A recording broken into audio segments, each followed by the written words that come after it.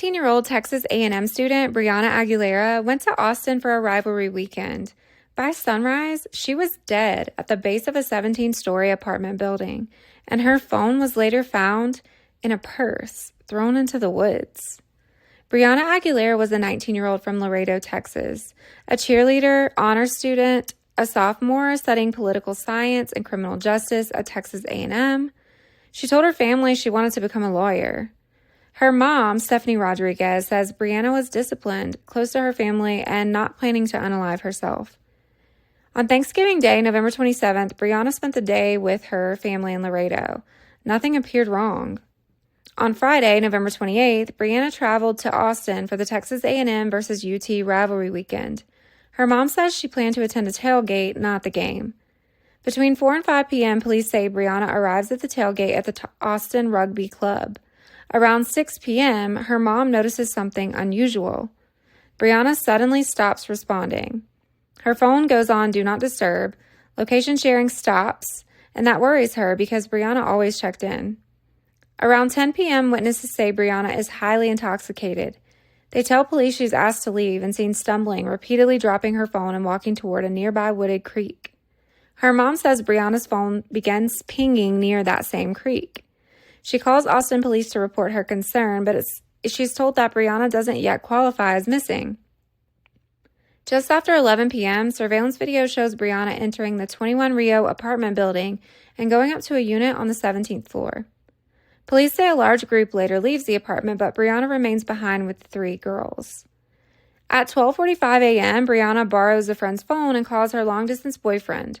Witnesses report an argument, and phone records confirm that the call lasted about a minute. At 12:46 a.m., a 911 call comes in. First responders arrive and find Brianna unresponsive on the ground outside. She had fallen from the 17th floor, and she is pronounced dead at the scene. The following morning, Brianna's mother repeatedly calls police. Around 12:50 p.m., Brianna's friends report her missing, and around 2 p.m., her mother calls again with what she says is the phone's location. Police say they later recover Brianna's phone near Walnut Creek by the tailgate area. But her mother says the phone was found inside a friend's purse that had been thrown into the woods, which she believes suggests something was being hidden. She also says no one from the apartment would answer her calls. Austin police say forensic analysis of Brianna's phone revealed that a deleted digital unaliving note dated November 25th.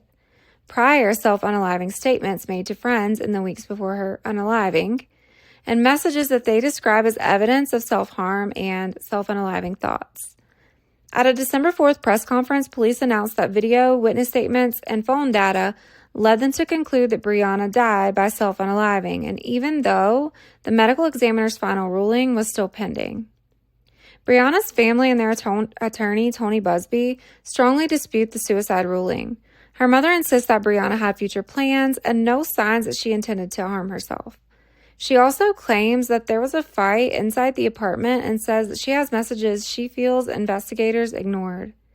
Busby has publicly called the investigation rushed and flawed and is requesting that the Texas Rangers take over. Austin police maintain that there is no evidence of a crime. Autopsy and toxicology are still pending. The family continues pushing for a full independent review. Brianna Aguilera was a daughter, a sister, and a student with a future. Police say the data points to self-unaliving, and her family says the timeline points to something else. And until the final reports are released, this case is not finished.